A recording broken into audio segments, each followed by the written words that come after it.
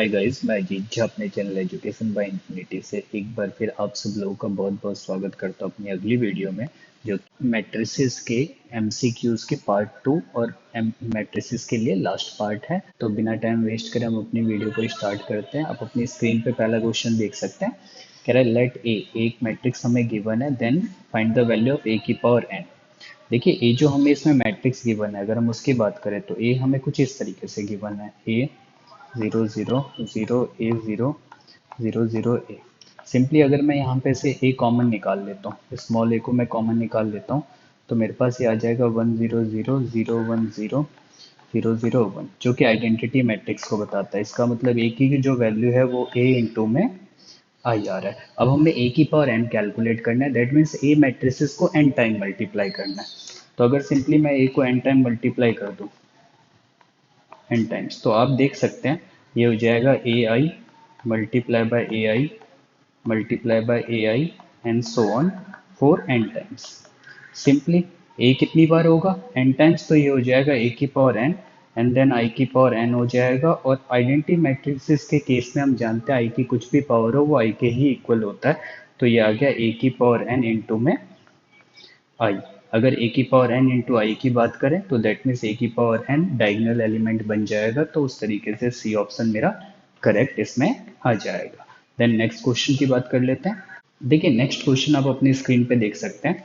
कह रहा है for N E square matrix A, एक स्क्वायर मैट्रिक्स है, तो आपसे पूछ रहा है कि ए इंटू में ए ट्रांसपोज इन चारों में से कौन सा मैट्रिक्स बनेगा। तो सिंपली इसको सॉल्व करने के लिए हम यहाँ पे कुछ देख लेते हैं कि क्या हमारे पास ऑप्शन बन सकते हैं। तो अगर ए हम एक मैट्रिक्स P कंसीडर कर ले जो A इंटू ए ट्रांसपोज के इक्वल है, और दोनों तरफ हम इसका ट्रांसपोज कंसीडर कर ले, तो P ट्रांसपोज इक्वल होगा A इंटू ए ट्रांसपोज का ट्रांसपोज। और आप जानते हैं कि A B का ट्रांसपोज हमारा इक्वल होता है B ट्रांसपोज इंटू ए ट्रांसपोज के। तो उस तरीके से मैं इसको ऐसे लिख सकता हूँ, A ट्रांसपोज का transpose multiply by A transpose. और अगेन हम जानते हैं किसी भी मैट्रिसेस का डबल ट्रांसपोज अगर आप करते हैं तो मैट्रिसेस रिटर्न आ जाते हैं। तो उस तरीके से ये आ गया ए इंटू में ए ट्रांसपोज, जो कि ऑलरेडी हमारा पी के इक्वल आ रहा है, that means P transpose equal to P. और किसी भी मैट्रिक्स का ट्रांसपोज अगर उस मैट्रिक्स के इक्वल आता है तो मैट्रिसेस कहलाते हैं सिमेट्रिक मैट्रिसेस। दैट मीन्स इसका जो आंसर होगा वो बी ऑप्शन हमारा करेक्ट हो जाएगा। देन नेक्स्ट क्वेश्चन देख लेते हैं। देखिए नेक्स्ट क्वेश्चन में क्या पूछ रहा है, एक छोटा सा क्वेश्चन आपसे पूछ रहा है, कह रहा है each diagonal element of a skew symmetric matrices. तो देखिए एक ईच जो स्क्यू सिमेट्रिक मैट्रिसेस होते हैं उनकी एक खासियत होती है कि उनका जो डायगोनल एलिमेंट होते हैं वो सारे के सारे जीरो होते हैं। इसका प्रूफ भी है।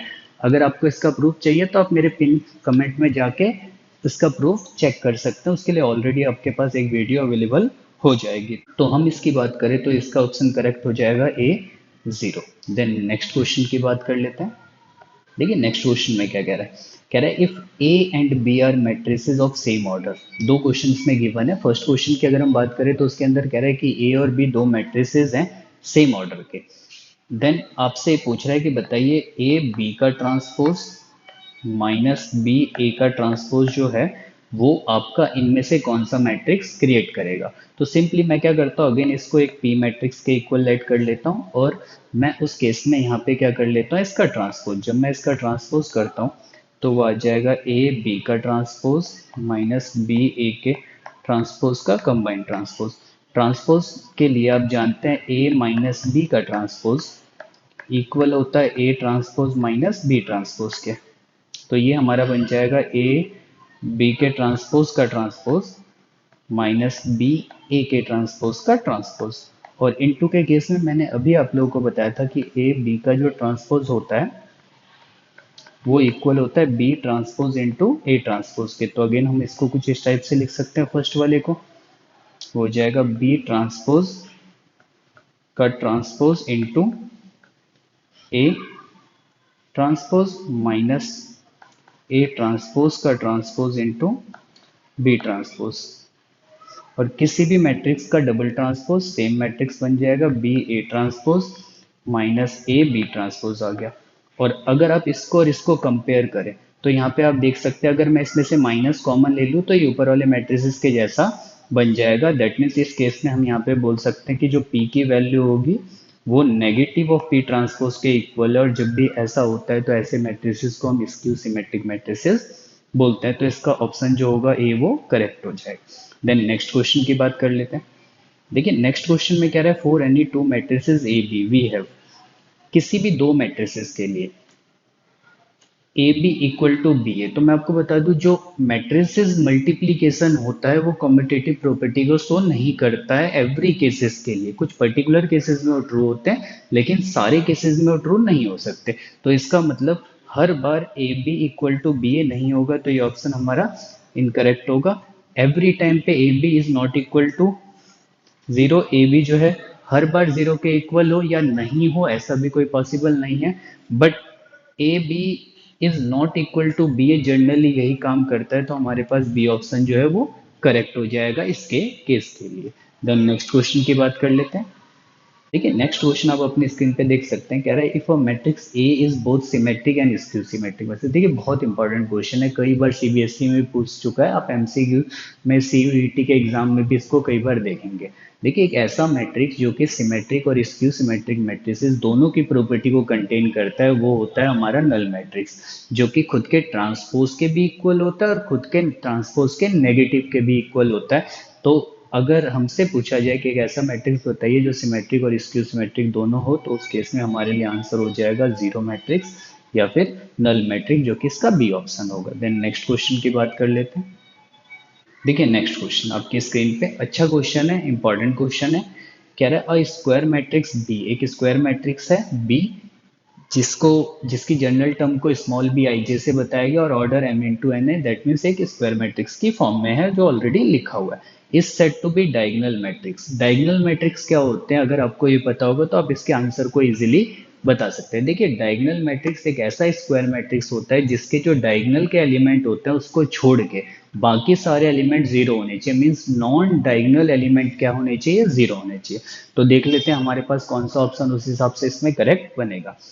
ए ऑप्शन में कह रहा है all its non diagonal element are non zero. देखिए नॉन जीरो तो होगा नहीं क्योंकि डायगोनल एलिमेंट जीरो होते हैं, तो इसका मतलब पहला ऑप्शन जो होगा वो इसका इनकरेक्ट हो जाएगा, तो ये ऑप्शन हमारा एलिमिनेट हो गया। बी ऑप्शन की बात करें, कह रहा है all its diagonal element are zero. Diagonal element zero हो इसका एक भी जरूरी नहीं है कंपलसरी होना, क्योंकि नॉन डायगोनल एलिमेंट्स का जीरो होना कंपलसरी है, तो बी ऑप्शन भी हमारा एलिमिनेट हो गया। सी ऑप्शन की बात करें तो कह रहा है all its non diagonal element are zero, that means b I J equal to zero whenever I is equal to not equal to j.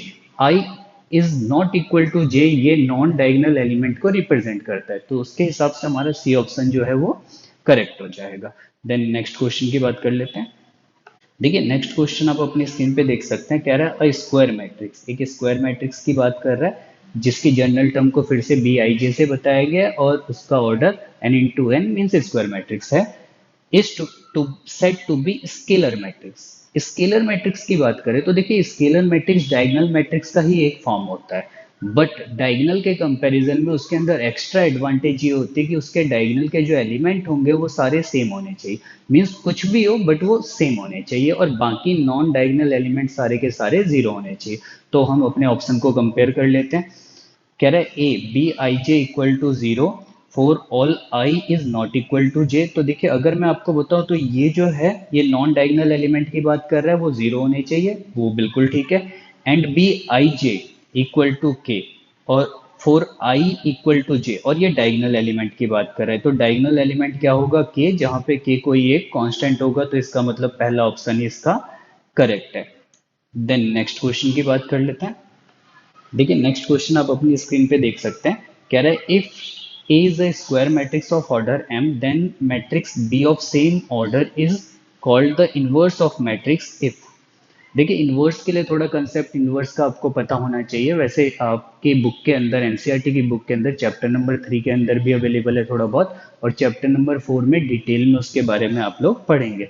तो देखिए जब कभी भी दो मैट्रिसेस आपस में एक दूसरे के इन्वर्स होते हैं तो उनको इन्वर्टिबल मैट्रिसेस बोला जाता है, और इस केस में उनका जो मल्टीप्लिकेशन होता है फर्स्ट ऑफ ऑल वो कम्यूटेटिव प्रॉपर्टी को शो करता है, और साथ में उनका मल्टीप्लिकेशन जो है वो आई के इक्वल मीन्स आइडेंटिटी एलिमेंट के इक्वल होगा, means a B is always equal to B A and then both are equal to the I which is equal to c, जो कि इस ऑप्शन में हमारे पास सी के से मैच कर रहा है। देन नेक्स्ट क्वेश्चन की बात कर लेते हैं।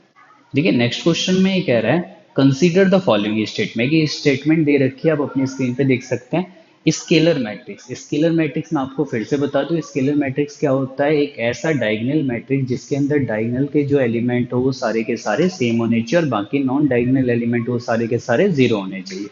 तो कह रहा है फर्स्ट केस में कह रहा है स्केलर मैट्रिक्स ए आई जे, जहां पे k होगा whenever I is equal to J, that means diagonal element जो होगा वो k होगा और नॉन डायगोनल एलिमेंट जीरो होगा, तो बिल्कुल ठीक है, स्केलर मैट्रिक्स की डेफिनेशन करेक्ट है यहाँ पे। आगे कह रहे हैं is an identity matrix when k is equal to 1। अब मैं आपको बता दूं आइडेंटिटी मैट्रिक्स क्या होता है, वो भी स्केलर मैट्रिक्स का ही एक पार्ट होता है, बट उस केस में आइडेंटिटी मैट्रिक्स के केस में जो डायगोनल एलिमेंट है वो सिर्फ और सिर्फ वन हो सकते हैं और कोई नहीं हो सकता, तो इसका मतलब आगे की स्टेटमेंट भी करेक्ट है। सेकेंड पार्ट में बोल रहा है every identity matrix is not a scalar matrix. देखिए जितने भी आइडेंटिटी मैट्रिक्स होते हैं वो सारे के सारे स्केलर मैट्रिक्स होते हैं। क्यों? क्योंकि स्केलर मैट्रिक्स की डेफिनेशन के अकॉर्डिंग डायगोनल के एलिमेंट सेम होने चाहिए और आइडेंटिटी मैट्रिक्स के डेफिनेशन के अकॉर्डिंग डायगोनल में वन होता है। That means all identity matrix is the part of a scalar matrix. तो उस हिसाब से सेकंड ऑप्शन जो है वो इनकरेक्ट है क्योंकि यहाँ पे नॉट लगा हुआ है। तो चूज द करेक्ट ऑप्शन ये बोल रहा है ओनली वन इज ट्रू, बिल्कुल ठीक, ए ऑप्शन इसमें मैच कर जाएगा। देन नेक्स्ट क्वेश्चन की बात कर लेते हैं। देखिए नेक्स्ट क्वेश्चन हमारे पास कह रहा है if A and B are square matrix of same order, a और बी दो स्क्वायर मैट्रिक्स है, उनका ऑर्डर सेम है, तो आपसे पूछ रहा है ए प्लस बी और ए माइनस बी किसके इक्वल होगा। तो a plus b and a minus b, ठीक है, नॉर्मल मल्टीप्लाई करना है इसको। अगर हम नॉर्मल मल्टीप्लीकेशन करें तो इससे इसको मल्टीप्लाई करेंगे ए स्क्वायर, देन इसको इससे मल्टीप्लाई तो माइनस का ए बी। बस आपको ये ध्यान रखना है जो मैट्रिसेस पहले है उसको पहले लिखना है। बी को ए से मल्टीप्लाई तो ये आ जाएगा माइनस का बी ए, सॉरी प्लस का B A, and then B को बी से मल्टीप्लाई तो माइनस का बी स्क्वायर, तो ये मेरे पास हो जाएगा। क्योंकि मैट्रिसेस के केस में हर बार ए बी बी ए के इक्वल नहीं होता है, ए बी जो है एवरी टाइम पे बी ए के इक्वल नहीं होगा, तो इसलिए इसका यही आंसर हमारे पास क्या हो जाएगा, करेक्ट हो जाएगा। ए बी और बी ए कैंसिल नहीं होंगे यहाँ पे, तो उस हिसाब से अगर आप देखें तो कौन सा ऑप्शन हमारे पास मैच करता है, दैट मीन्स सी ऑप्शन जो है इसका वो करेक्ट हो जाएगा। देन नेक्स्ट क्वेश्चन की बात कर लेते हैं हम इसके बाद। देखिए नेक्स्ट क्वेश्चन बहुत इंपॉर्टेंट क्वेश्चन है, कई बार पेपर में आ चुका है ये, सिर्फ छोटी मोटी कैलकुलेशन इसमें करनी है। कह रहा है if A is a square matrix such that a square equal to I, आपको गिवन है कि ए स्क्वायर जो है वो किसके इक्वल है, आई के इक्वल है। तो कह रहा है सिंप्लीफाइड वैल्यू कैलकुलेट करिए दिस वन, इसकी। तो हम यहाँ पे a माइनस बी की होल क्यूब की आइडेंटिटी को यूज कर लेते हैं, तो ये हो जाएगा a की क्यूब माइनस बी की cube minus three A square B plus three A B का स्क्वायर, कुछ इस टाइप से। देन प्लस की आइडेंटिटी ए की क्यूब बी की cube plus three A square B and then minus three a, sorry plus three A B का square minus seven a as it is.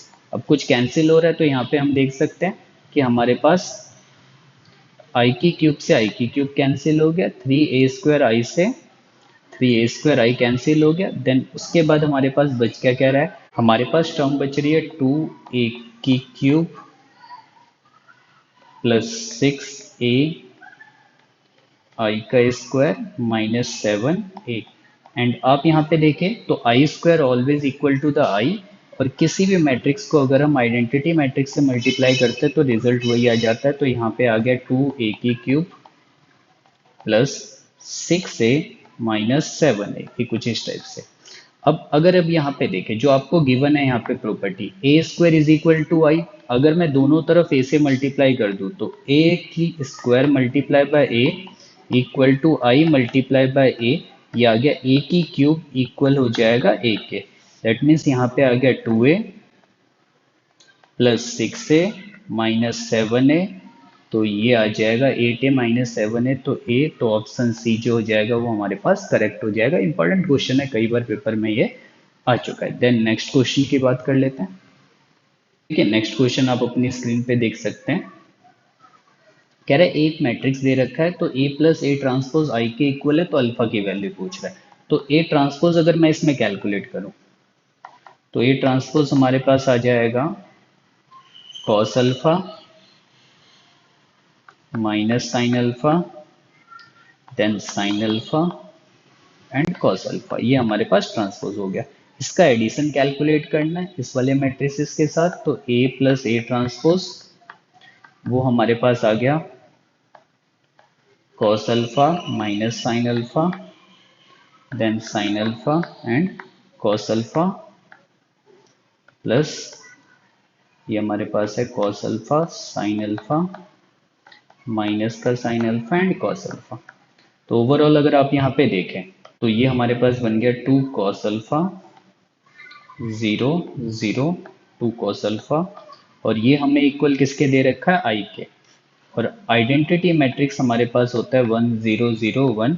तो compare करने पे हमें जो एलिमेंट यहाँ पे मिलेगा वो मिलेगा 2 cos अल्फा इक्वल टू 1, और cos अल्फा की वैल्यू आ गई 1/2। तो आपको बस ये चेक करना है कि cos में 1/2 कब रिजल्ट आता है। तो cos की अगर हम बात करें तो cos में 1/2 आता है 60 डिग्री पे, 60 का मतलब π/3। तो इसमें बी ऑप्शन जो होगा वो करेक्ट हो जाएगा। तो ये हमारा आज का लास्ट क्वेश्चन था, और ये कुछ दो वीडियोस पार्ट 1 और पार्ट 2 जो कि मैट्रिसेस से रिलेटेड थी, ये आपके लिए कुछ इंपॉर्टेंट क्वेश्चन का एक पैकेज था। आप इसको देखिए, अगर आपको मेरी वीडियोस में कोई प्रॉब्लम है तो आप मेरे को मैसेज करके पूछ सकते हैं, और नेक्स्ट चैप्टर के लिए आप मेरे चैनल पे बने रहिए, मेरे चैनल को सब्सक्राइब कर सकते हैं और इस वीडियो को आगे रेकमेंड कर सकते हैं। Thank you so much.